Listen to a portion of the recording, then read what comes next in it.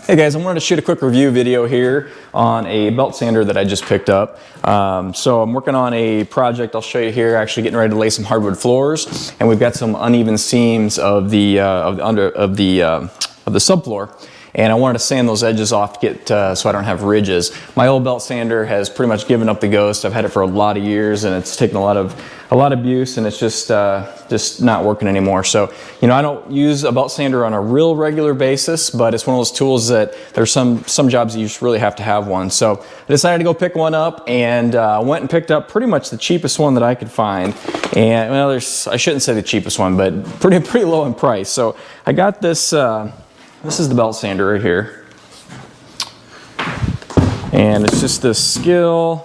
It's an 18-inch, 3 by 18-inch, and it's got this dust collection system on it, which I thought was kind of interesting. And my experience generally with most tools with dust collection systems is they generally don't work very well. And I figured that when I bought this, but I was actually, after doing a little bit of work with it, I was pleasantly surprised, and I'll show you the results that I've gotten with it so far. Okay, so here's an example of, sorry for my dogs in the way. Here's an example, like I said, of some of those seams.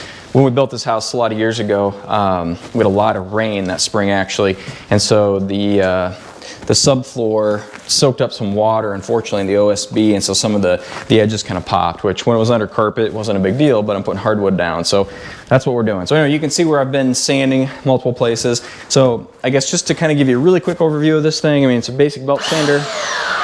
Like I said, it's an 18-inch.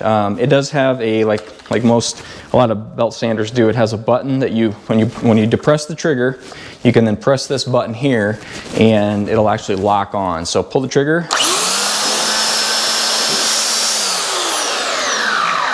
Pull the trigger again and it will release. It has this, I don't know, kind of Mickey Mouse pressure control indicator, which when you, supposedly it's got a green light when you're putting the proper amount of pressure down in the wood. I don't know, I don't give that much credence, but anyway, that's there. But what I thought was pretty interesting, like I said before, typically dust control or, you know, kind of dust catchers don't work very well, but I want to show you, I think that just pops off. So after, I don't know, maybe 15 minutes of work, I've got, I don't know if you can see that very well in there, pretty much filled that entire dust collector. So I'm gonna have to sweep this up now, obviously, but that's all dust that really should have been all over the house.